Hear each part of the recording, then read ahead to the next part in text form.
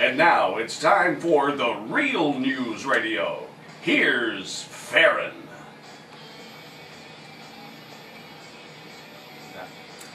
Hello today and welcome to the Real News Radio. This is our first 2-hour broadcast. We are now on 9 to 11 a.m. Saturday mornings.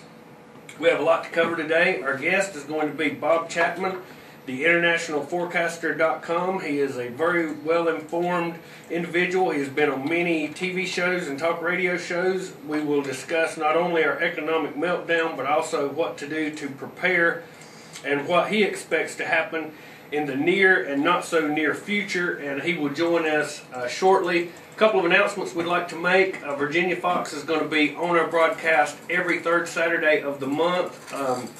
The length of the interview will kind of vary according to her schedule, but she will take phone calls from the public, and that is what this show is about, is so that it's a forum for the listeners to get involved. So we'll have Virginia Fox on once a month. Next week we will have Larry Pratt, Gun Owners of America, GOA.com. I think that'll be very interesting. We'd like to have him on a somewhat regular basis in light of all of the Second Amendment issues that's going to be going on and is going on under a Barack Obama regime. What a week in the news. The corrupt Federal Reserve continues to defend their policies of destroying our economy, and we will be playing a clip of Senator Sanders in the second hour on this subject. The stock market continues to slowly evaporate after the untold trillions of dollars that have been looted by the elite bankers to solve the problems that these very same traitorous criminals have created. What a good laugh they must have at the stupidity of the American people and how easily they rape our economy and our future, of our children's future, right in front of our face, and this society seems to accept it. We're being manipulated by globalists that have hijacked our government, usurped our Constitution, and openly and totally disregard the will of we the people. They're destroying the world economy to justify their New World Order, then leading to a one-world currency, forcing a one-world citizenry, and forging the one-world government. And we document this fact with the news that we report. And to begin today with the news, and this needs to be reported, American-owned pharmaceutical manufacturer admits after being caught that they shipped flu vaccines to 18 countries contaminated with the H5N1 Asian bird flu virus. Now, you won't be hearing this on the mainstream puppet press, but to begin, this is being reported in the Canadian press where the story first broke, and this is Helen Branswell, Canadian Press, March 5th, 2009. Baxter product contained live bird flu virus. The company that released contaminated flu virus material from a plant in Austria confirmed Friday that the experimental product contained live H5N1 avian flu virus. An official of the World Health Organization's European operation said the body is closely monitoring the investigation into the events that took place at Baxter's International Research Facility in Ortho-Donau, Austria. At this juncture, we are confident in saying the public's health and occupational risk is minimal at present, Medical Officer Roberto Andregetti said from Copenhagen, Denmark. But what remains unanswered are the circumstances surrounding the incident in the Baxter facility in Ortho-Donau. The contaminated product, a mix of H3N2 seasonal flu virus and unlabeled H5N1 viruses, was supplied to an Australian research company. The Australian firm Avar Green Hills Biotechnology then sent portions of it to subcontractors in the Czech Republic of Slovenia and Germany. The contamination incident, which is being investigated by 4 European countries, came to light when the subcontractor in the Czech Republic inoculated ferrets with the product and they died. Ferrets shouldn't die from exposure to human H3N2 flu viruses. Public health authorities concerned about what has been described as a serious error on Baxter's part have assumed the death of the ferrets meant the H5N1 virus in the product was live. But the company, Baxter International Inc., has cautioned about the amount of information it has released about the event. So this was straight from the Canadian press. Now, also in other media that's covering this, Czech's newspapers are questioning if the shocking discovery of vaccines contaminated with the deadly avian flu virus, which were distributed to 18 countries by the American company Baxter, were part of a conspiracy to provoke a pandemic. The claim holds weight because, according to the very laboratory protocols that are routine for vaccine makers, mixing a live virus biological weapon with a vaccine material by accident is virtually impossible. Now, this is being reported by Czech's newspapers. The company that released contaminated flu virus material from a plant in Austria confirmed Friday that the experimental product contained the live H5N1 avian flu virus.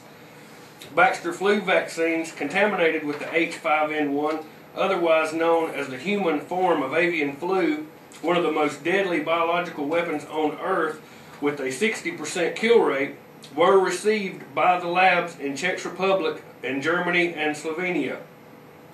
Initially, Baxter attempted to stonewall questioning by invoking trade secrets and refused to reveal how the vaccines were contaminated with the H5N1. After increased pressure, they have claimed that pure H5N1 batches were sent by accident. This was seemingly an attempt to quickly change the story and hide the fact that the accidental contamination of a vaccine with a deadly biological agent like avian flu is virtually impossible, and the only way it could have happened was by willful, gross, and criminal negligence. So this is something that I like to report on here, news that you don't hear anywhere else. This has been in some of the alternative media sources this week, and you got to look into newspapers and media around the world. We're going to be waiting on Mr. Chapman to call us around the 9:20 minutes. Was anything you'd like to comment on that, Brian? I want to go into this response to Glenn Beck's assertion this week about FEMA camps. This is by Steve Watson of Infowars.net. Dear Glenn Beck, detention camps do exist in America. In light of Glenn Beck's recent bait and switch with regards to the existence of martial law holding facilities within America, we feel it necessary to further enlighten Mr. Beck on a few details. Legislation currently working its way through Congress mandates the establishment of national emergency centers to be located on military installations. The purpose of such facilities is to provide temporary housing, medical, and humanitarian assistance to individuals and families dislocated due to emergency or major disasters, the expansion of which under FEMA is coded under H.R. 645, otherwise known as the National Emergency Centers Act. Ominously, this bill states that the camps can be used to meet other appropriate needs as determined by the Secretary of Homeland Security, an open-ended mandate which many fear could mean the forced detention of American citizens in the event of widespread rioting after a national emergency or total economic collapse.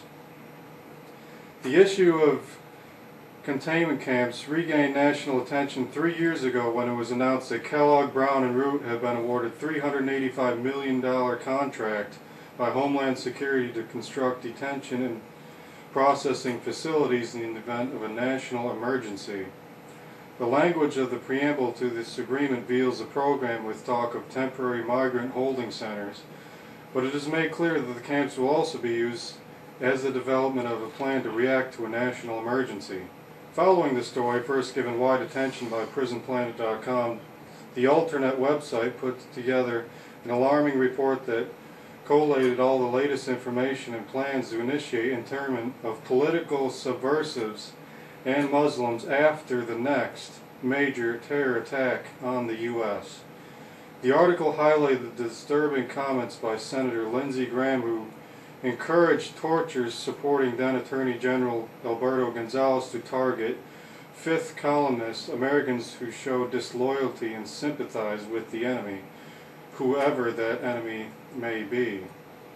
It is important to stress that the historical precedent mirrors exactly what the Halliburton camp deal outlines. Oliver North's Reagan-era RX-84 plan proposed rounding up 400,000 refugees under FEMA in the event of uncontrolled population movements over the Mexican border into the United States. The real agenda, just as it is with Halliburton's gulags, was to use the cover of rounding up immigrants and illegal aliens as a smokescreen for targeting political dissidents. From 1967 to 1971, the FBI kept a list of persons to be rounded up as subversives, dubbed the ADEX list.